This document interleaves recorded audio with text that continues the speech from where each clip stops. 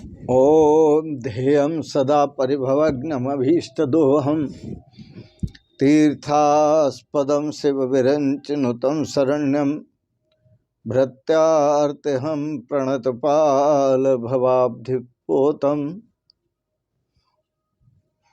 वन्दे महापुरुषते चरणारविन्दं वन्दे महापुरुषते चरणारविन्दं सच्चिदानन्दरूपाय विश्वोत्पत्त्यादिहेतवे तापत्रय विनाशाय श्रीकृष्णाय वयं नमः। श्रीकृष्णाय वयं नमः।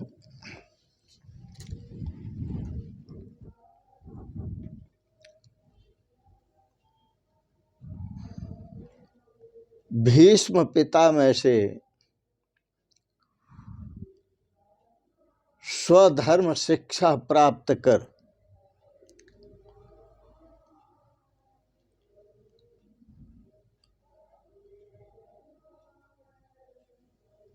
युधिष्ठिर, धर्मराज युधिष्ठिर सिंहासन पर बैठे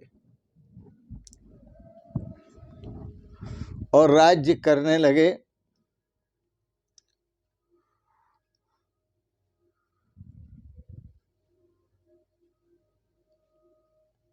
वह जब राज्य कर रहे थे, राजा हो या प्रजा हो, उसको दो बातों का ज्ञान बहुत जरूरी है।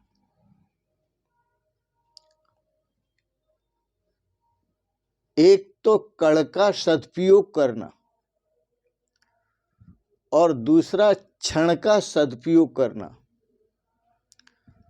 कण कण का सदुपयोग करो, क्षण क्षण का सदुपयोग करो।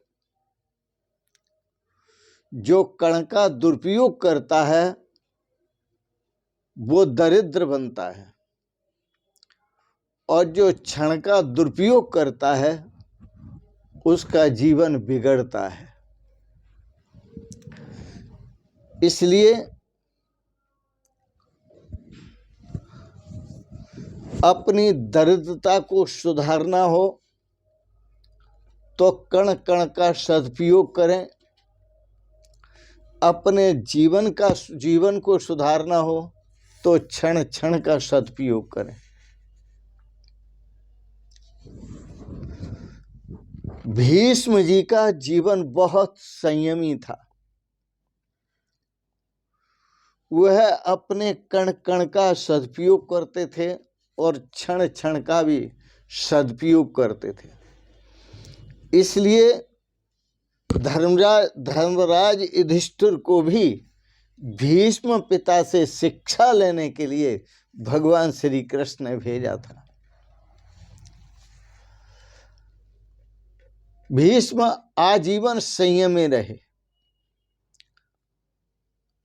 भीष्म की भीष्म प्रतिज्ञा थी कि मैं आजन्म ब्रह्मचारी रहूंगा। जीवन का जो अंतकाल होता है वो बड़ा कठिन होता है। उस समय प्रभु का स्मरण करना आसान नहीं है। जो आप जिंदगी में करते रहते हैं, मरण के समय वो दृश्य सामने आते हैं। तो जब वो दृश्य सामने आते हैं तो आप भगवान का भजन करेंगे, चिंतन करेंगे तो ये दृश्य सामने आएगा। भगवान के स्वरूप का स्मरण करेंगे तो भगवान का स्वरूप सामने आएगा। जन्म जन्म मुनि यतन कराही, अंत राम कहें आवत नाही। इन पंक्तियों के दो भाव हैं। ऋषि मुनि बड़ी कठोर तपस्या करते रहते हैं और भगवान का नाम जप करते रहते हैं, नाम स्मरण करते रहते हैं, परंतु अंत काल में जिस प्रकार का दुख मिलता है, अपने पापों का लेखा जोखा जो भोगना पड़ता है, उस समय राम कहना चाहते हैं लेकिन मुंह से राम निकलता नहीं। अंत राम कहें आवत नहीं, मुंह से राम नहीं आता। एक दूसरा भाव है, जो ऋषि मुनि जन्म जन्म मुनि यतन जतन कराही। जो ऋषि मुनि हैं, जो ऋषि मुनि हैं पवित्र भाव रखने वाले, वो अपने जन्म जन्मांतरों में भगवान का स्मरण करते रहते हैं, भगवान के स्वरूप का स्मरण करते रहते हैं और भगवान को प्राप्त करने का पूर्ण सतत प्रयास करते रहते हैं। तो वो अंत में भी राम कहते हैं, अंत राम कहें, अंत में भी राम कहते हैं। फिर आवत नहीं, फिर संसार में जन्मने मरने के लिए नहीं आते, वो सदा सदा के लिए मुक्त हो जाते हैं। ईश्वर तब तक कृपा नहीं करते जब तक मनुष्य स्वयं अपने ऊपर कृपा नहीं करता। मनुष्य जब तक स्वयं प्रयत्न नहीं करता तब तक भगवान भी कृपा नहीं करते। भगवान के स्मरण में लगे हुए, भगवान के स्मरण का प्रयत्न करने वाले व्यक्ति कदाचित ही भगवान को भूले। भगवान कदाचित, जो स्मरण करने वाले व्यक्ति हैं वो स्वयं कदाचित ही भगवान को भूलें। और मान लिया कि जो भगवान का स्मरण करने वाले व्यक्ति हैं कदाचित भगवान को भूल भी जाएं, तो भगवान सदा उनको याद रखते हैं, जैसे भीष्म पितामह को याद रखा और भगवान स्वयं उनके पास पहुंच गए जा करके। तो सत्कर्म कभी व्यर्थ नहीं होता। जो सत्कर्म है, भगवान के नाम का जप है, भगवान के स्वरूप का स्मरण है, भजन है, कीर्तन है, भक्ति है, भगवान के प्रति प्रेम है, भगवान के स्वरूप का ज्ञान है, ये कभी व्यर्थ नहीं होते।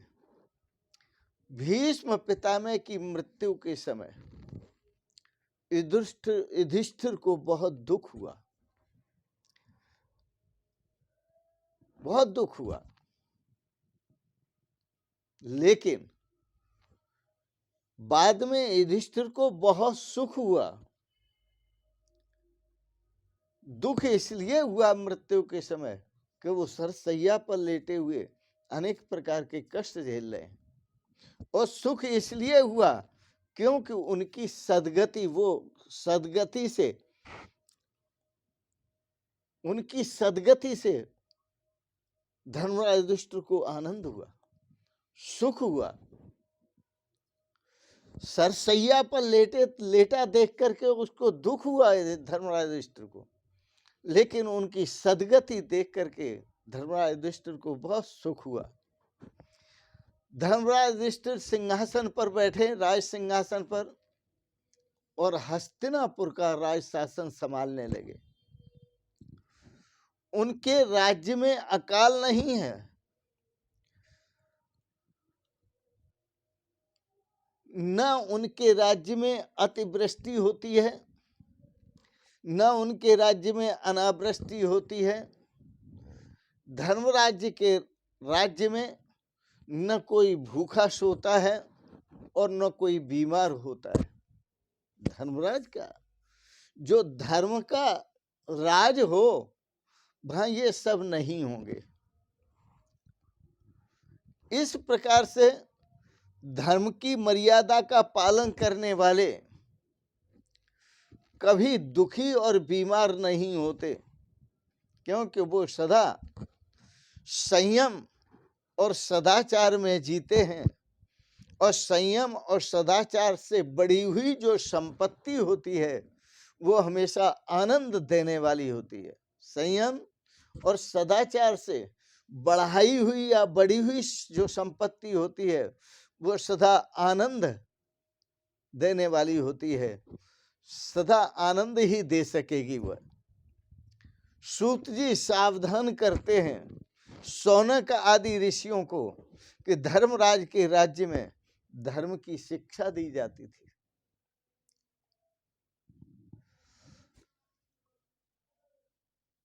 हर व्यक्ति धर्मराज है। जो माता पिता हैं वो धर्म का स्वरूप है। यह दायित्व माता पिता का बनता है कि वो अपने बालकों को धर्म की शिक्षा दें, लेकिन होता उल्टा है। मात पिता बालकन बुलावें, उदर भरें सोई नीति सिखावें। केवल बालकों को पेट भरने का उपाय बताते हैं और धर्म का उपदेश नहीं देते। न संत महापुरुषों के पास ले जाते हैं सत्संग में, जिससे वह बालक कुछ धर्म का ज्ञान प्राप्त कर सके। पर धर्मराज युधिष्ठिर सिंहासन पर बैठने के बाद उनके राज्य में धर्म की शिक्षा दी जाती थी। आरोग्यम भास्करात् इच्छेत मोक्षम इच्छेत जनार्दनात्। यदि जीवन में सदा आरोग्य रहना चाहते हैं, निरोग रहना चाहते हैं, तो सूर्य भगवान की पूजा करो। सूर्य भगवान साक्षात परमात्मा का स्वरूप है। आरोग्यम भास्करात् इच्छेत मोक्ष में इच्छेत जनार्दनात्। और यदि आप मोक्ष चाहते हैं तो परमात्मा से प्राप्त करो। मोक्ष का आनंद परमात्मा के भजन में है। मोक्ष का आनंद परमात्मा की भक्ति में है। मोक्ष का आनंद परमात्मा के स्वरूप के ज्ञान में है। मोक्ष का आनंद परमात्मा से मिलने में है। मोक्ष का आनंद परमात्मा के साथ एक होने में है। जो परमात्मा के साथ एक होते हैं वो सदा आनंदित रहते हैं, सदा प्रफुल्लित रहते हैं, सदा खुश रहते हैं। सूर्य नारायण भगवान जो है वो प्रत्यक्ष भगवान है। वो आपको स्वास्थ्य की सिद्धि देते हैं, निरोगता की सिद्धि देते हैं। और जितने भी प्रत्यक्ष भगवान सूर्य नारायण हैं और जितने भी भगवान हैं वो सब प्रत्यक्ष दर्शन तो नहीं देते सूर्य नारायण की तरह, लेकिन तुम्हारी भावनाओं से तुम्हें दर्शन देते हैं। और तुम्हारी भावनाएं जैसी होती हैं वो वैसी आपकी आपूर्ति भी करते हैं। वो भावना के अनुसार आपूर्ति करते हैं। भगवान की आराधना करो, भगवान की पूजा करो, भगवान की सेवा करो, भगवान का स्मरण करो, भगवान का ध्यान करो, भगवान का नाम जप करो, भगवान का नाम सुमिरन करो और सुमिरे और सुमिरावे। ये संत महापुरुषों का लक्षण है कि वो स्वयं भी भगवान के नाम का सुमिरन करते हैं और दूसरों से भी नाम का सुमिरन कराते हैं। तो आज के प्रसंगत यहाँ वाणी को विराम देते हुए उस परमात्मा स्वरूप प्रभु को, सूर्य नारायण को और व्यापक प्रभु को मैं बार बार प्रणाम करता हूँ, बार बार वंदन करता हूँ, बार बार स्मरण करता हूँ। इन शब्दों के साथ ही वाणी को विराम देते हुए आपने आज का जो प्रवचन श्रीमद् भागवत पर श्रवण किया, इसके लिए बहुत बहुत अनुग्रहित हैं। एक बात जरूर कहेंगे, आपको बहुत बहुत शुभकामनाएं, बहुत बहुत आशीर्वाद और बहुत बहुत प्रणाम, बहुत बहुत प्रणाम। शिवोहम शिवोहम शिवोहम।